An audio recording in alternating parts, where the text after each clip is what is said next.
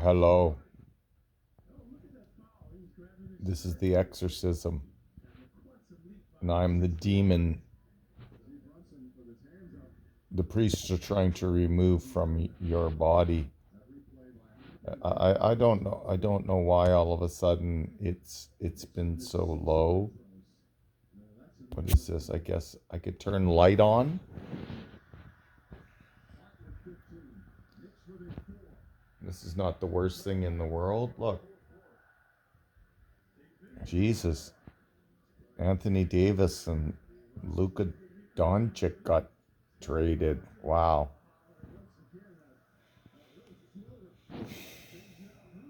We're all just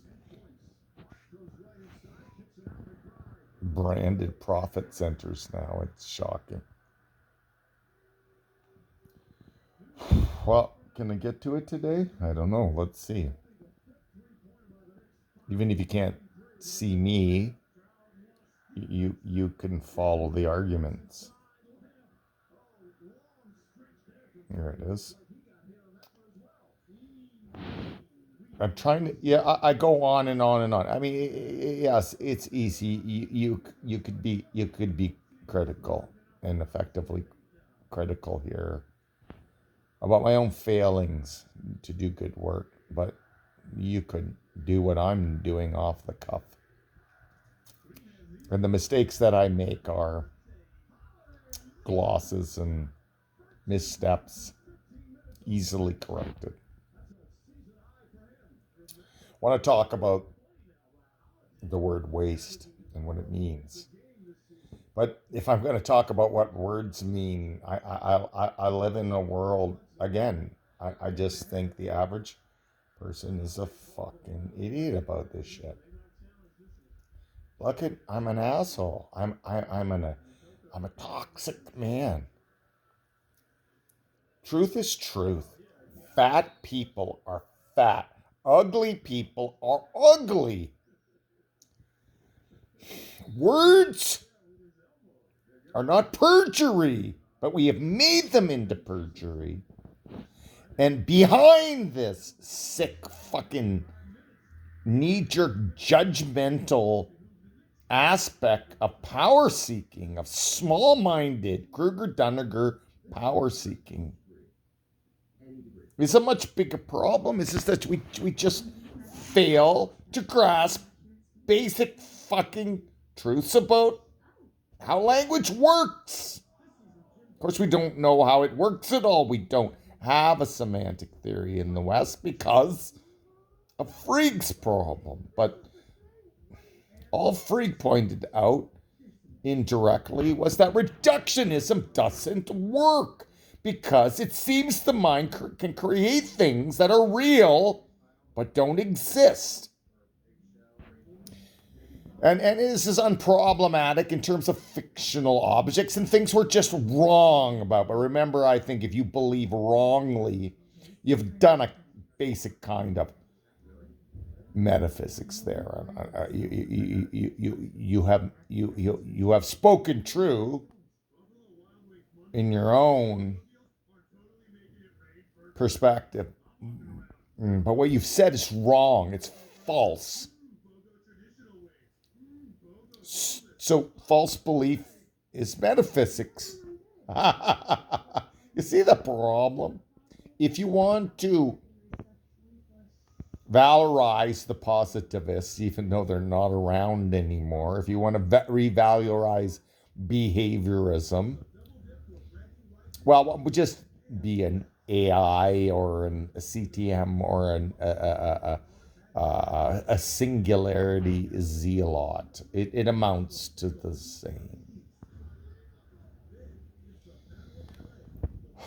I'm not specifically a philosopher of language. I did fortunately get an opportunity to take first year linguistics, which was just wonderful. It almost made me think about giving up my philosophical projects and starting a second career, but it was too late already. So one of the core things you need to understand about language, about how it is we find meanings through reference to minimally ideas, but at some point we hope we're not just talking about ideas, we're talking about tangible, unproblematically existing things. Like, this is the naive impulse concerning realism. No one can deny the shared experiences. And to me, how have we gotten to a point where we doubt these shared experiences and seek to replace them with fantasies? That's a question I've answered. I can't answer for you. I think your ignorance will play a big role here. You just don't know anything. You don't know anything about history. You don't know anything about the development of ideas from Western tradition or Eastern tradition, and how all of these things became mixed up and set apart and at various times put together in problematic ways. And I'm still trying to do that. You need to learn about history. You need to learn about philosophy. You need to learn about what makes the world that you value go, because you don't understand the weight of incremental progress here. You take that for you take that for granted. I mean, maybe that's the measure of the humankind. Always making ridiculous claims for more on the basis of what they take for granted. You know, even Newton, he was a bit of an asshole, right? My sense in reading through the lines is that Newton was a fucking asshole. Oh, but now I'm losing my thread there. What was my point about Newton?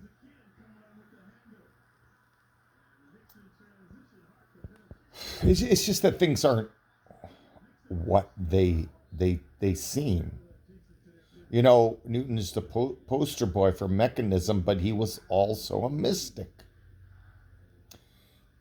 And the evidence would seem to suggest he spent a lot more time and effort on the mystical than he ever did on the scientific. So there are lessons here. I can't teach you all those lessons, but if you don't want to learn any of them and have an opinion about things that could only be made sense of if we look at the larger context of history, right? Going back some 10 to 16,000 years.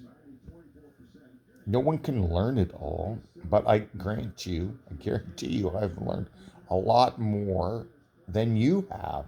And I know a lot more about what actually makes this world run than you do. You have some fluffed up version. You're like people who think meat comes from supermarkets, like people who can go into stores and then go, animals should not be eaten. But there are people like this that are just that stupid because they've never had to hunt or butcher an animal. They've never been hungry. They live their lives in an affiliation to brand junk food. Well, of course they don't know shit about shit. And yet these are the people now empowered in the world. These are the coolest cultural demagogues, right? These are the flakes and the symptoms of our superficiality are in all these unqualified people who are making their way through life distilling lies as truths. It shouldn't be shocking that people believe things that they shouldn't believe. But this is the problem of trust, isn't it? There's something built in that we need to believe that we can trust and communicate, but we shouldn't. And that problem was bad enough before the internet, and the internet has now just ruined us. It's ruined discourse. But let me see if I can get through some of this. What is the problem with the word waste? So, that's what I got off track on. So the one of the fundamental theses, it's like theses. It's a thesis. Theses are many theses. I don't think that's right. You take a bunch of thesis, you take many of them, and you'll get theses. But one of the core insights in Western scientific approaches to semantic theory, right? This is not the same as saying what meaning is, because meaning is ambiguous. This is the whole point of this ghostly presentation, is to get you to understand things I'm sure you're unaware of and that you might think the exact opposite is true, but the problem is going to be more fundamental than you think wrong. You're not even going to know that you believe this. See, this is the thing, this is the problem with human conditioning and culture, is it tends to give us the false impression that we've learned everything we know. We need to learn to function as a rational agent. But I don't know if humans have ever done that. So one of the a thesis of semantic theory in the West that largely goes unquestioned, it's an empirical claim, not a logical one, but it seems that there is an arbitrary, absolutely arbitrary connection between meanings and symbols. What does this mean? It means that any symbol might do. Now, of course, we have onomatopoeia. We can talk about the synchronic becoming as opposed to the diachronic being, right? The being is how the full set of how in the moments in some culture a word is being used to mean. And by a word, I mean a symbol. But the symbol and the meaning are not the same thing. And again, this is the thesis I'm defending here. It's arbitrary. There are going to be some minimal, easy to suss out empirical constraints on this. Like I said, onomatopoeia. There are many stories about how we might use language in ways other than this purely recursive, propositional, technical language sense.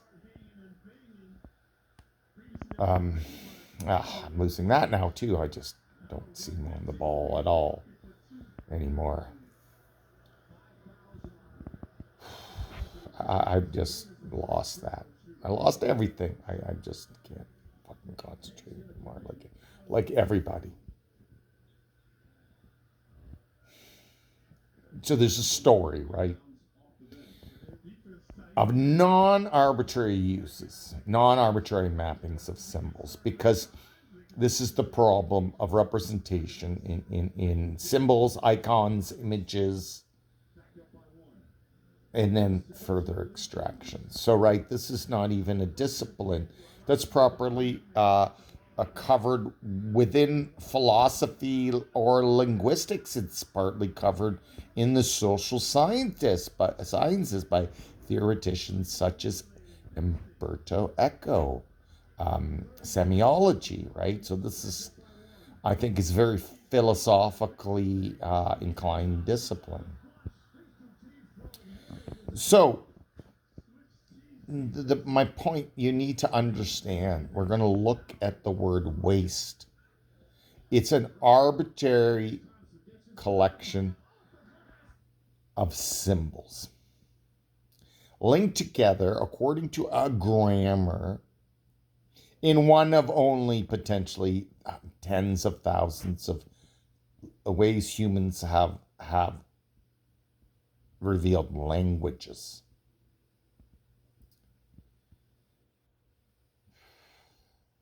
waste. But part of my model, the peripheral things that I've discovered I've needed to delve into, just like this uncovering of the roots of the divide and conquer problem, understanding that there's always a larger background, a larger historical perspective.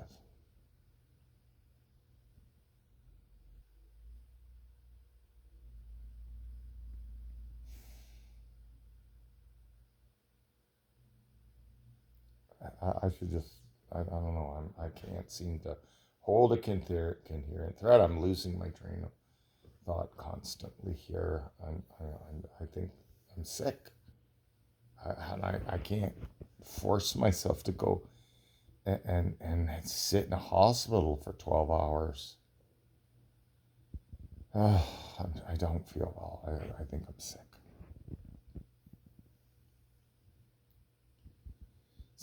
Symbols are arbitrary to the meanings. If you can explain to me otherwise, the problem here is there is no essence in symbols. But I think that's how most people take it. And this was what Socrates got murdered for 2,000 years ago, for pointing this out. Oh, you all endorse a concept which means something of a value, right? You see, we're linking the concepts and the meanings together. It's a plurality. It's a structure. It doesn't reduce to some fixed essence. It never does. To think that it does is that the disease of the Western mind. But it's not the Western mind. It's just a disease of the mind, of the human mind.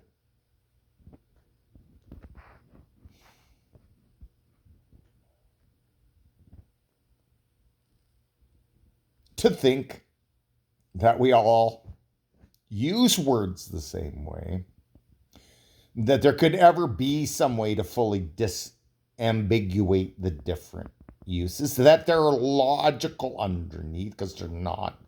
I'm trying to show you in terms of the divide and conquer problem, the binary cleaving problem tends to obscure the sorts of meaning complexities that I'm going to talk about.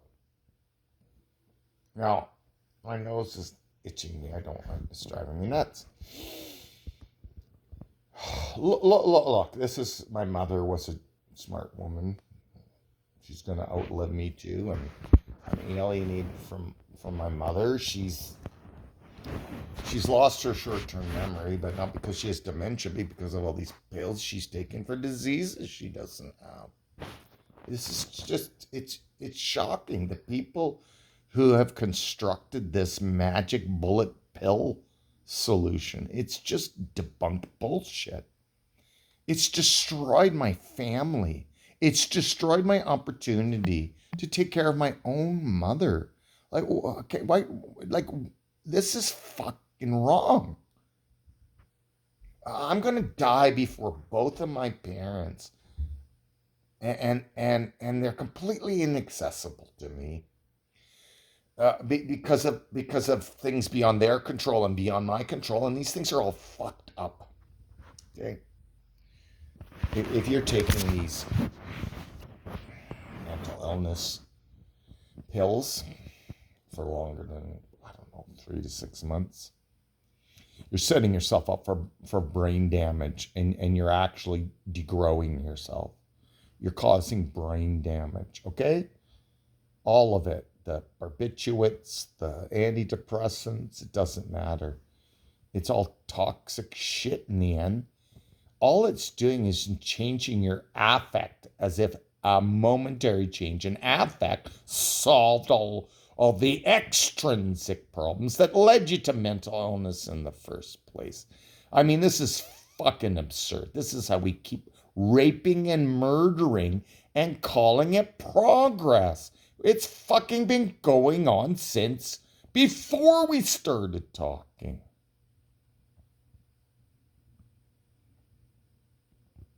This fucking idea that if someone's suffering, it can only come down to internal mechanism and failure. Well, that's the fucking Newtonian problem, legacy problem again.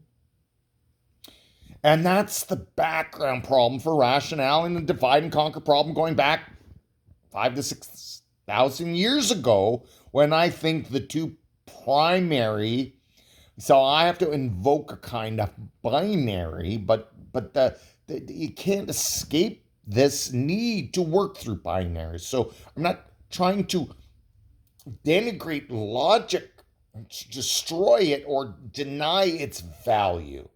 I just want to take it down a peg. I want to get people to see that ultimately experience, metaphor, wisdom, these things all end up going beyond logic, language. We are seeking experiences that can't be represented. Well, let's see what I can get through today. I don't know. I'm worried. I think I have cancer. I just, the last month, all of a sudden, I'm having all these problems, and I can't make myself go because of I don't have a doctor, and the experience. I'm trying to access healthcare when you've been underserved for 2 decades. It's not good. Like, there's just a point here where when you try to go back to this system, you risk being made worse. That's the fucking struggle I have. Am I better just to die of something I don't know I'm dying of, versus risking humility? Like, it's not going to be a good experience, and to find out what's wrong with me. Well, if there's something that's wrong with me, it's going to progress, and that will reveal itself. And we're all faced with this inevitability, and it's accelerating into our faces now for the 8 billion lot of us greedy, destructive assholes. We are racing towards a wall of death that we've created for ourselves. And part of this problem is our disingenuous, our confusion about basic features of a language that are well defended and understood in amongst those who have humbled themselves enough to look at these issues scientifically, socially, historically. And there are so many ways. Like, art is a form of approaching meaning, isn't it? So I began by talking about reputation and the falseness of this. So there's something that you are, and here there's an ethical intent, right? Because your reputation it would be useless if it didn't have an ethical component. It's supposed to speak to your ideality as a human being, but of course, that's not really what happens. And I mean, in fact, people shouldn't have reputations at all, because the problem is the reputation is a representation. It's a symbolic, propositional claim about something that is more fully determined not by what you say, but by what you do. So why do we value reputations? We seem to value reputations more than we value growth and just trying not to be a giant fucking shitheel all your life. So this is the same problem.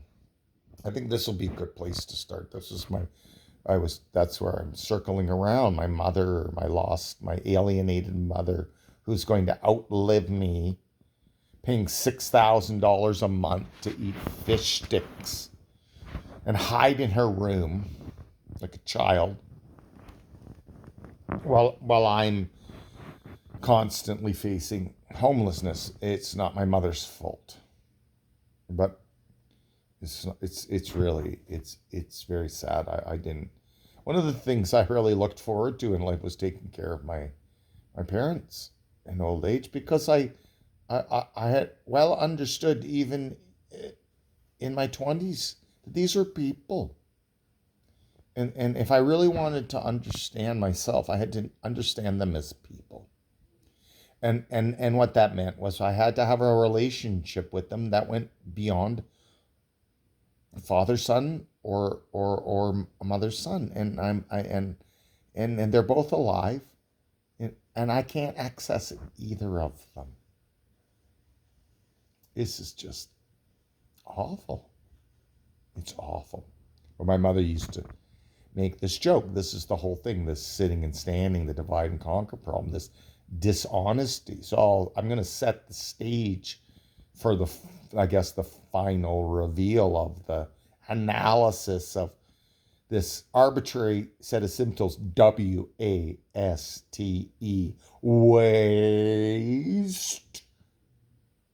and the meanings that might be dragged in, that we all might assume, because it's a single word with only 5 letters. Of course, nobody could possibly be using the word waste incorrectly or differently. Well, of course you are. And that's the whole point of what's going to be my next video. But my mother's joke about this shit was about, she used to love talking about the stupidity of people who would go out and buy a bunch of shit they didn't need on sale, and then talk about all the money they saved. Now, it took me a long time to really see the intellectual, the philosophy of language insight she was actually providing me, because it's fine enough to equate the word save with spend less, but this whole binary problem we're trapped in wouldn't allow that. So why do we allow these binary cleavings in pure logic and science and math, and ignore all these impure, these spectral, these plural, and even abusive uses of terms that are contradictory? So, like, what I would say to someone is, the word save and the word spend are opposites, pure opposites. So on those binary terms, it's impossible to save by spending. And that, of course, was the insight of my mother's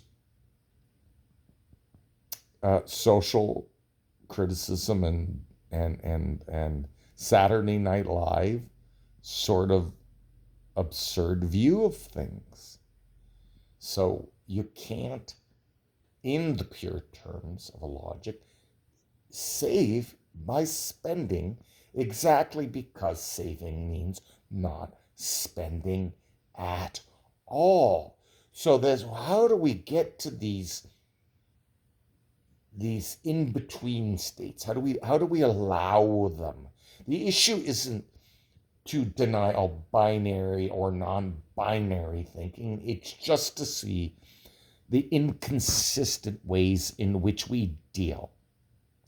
And that's what tomorrow's video, I hope to show you, that how we use meanings. So sometimes we mean that we saved, that we didn't spend at all. But other times when we say we saved, we mean we spent less. But those are logically inconsistent claims. And now we're back to the problem of a logical semantic theory, because that kind of problem is exactly the one Frege defined about 5 minutes after he decided everything could be reduced to logic. Frege is an interesting philosopher because his intuitions led to massive and instant absurdios, and they're unresolved. And yet, these are easily understandable problems. And instead, we have re-entrenched ourselves in the failure to understand two things here, or three things. Let's see how many things. One is that there is an almost absolutely arbitrary connection between the intentions of the meaner, what they want to mean, the words they might choose to use. And so the more radical claim, which is the thing I don't think people see at all, is that just because you make the same noise to another person who understands that noise as a normative symbol in a culture doesn't mean you've communicated. Because underneath the superficial appearance that words have fixed meanings, you'll find every problem of science and philosophy and history buried there. So, you think you know what waste is. You think you use waste in a consistent way, such that were you to want to not waste, you could get an app to not waste. But that's absurd to me, because needing to get an app to change your behavior to something more sustainable, and then having to expend a bunch of extra pointless energy towards that is the very fucking definition of waste. So I think people who get apps not to waste are the biggest fucking wasters that will ever fucking exist. You want to stop wasting? You need to bring awareness to your own fucking conditioned behavior. You need to look up the basic definition and stop doing that. Until we meet again.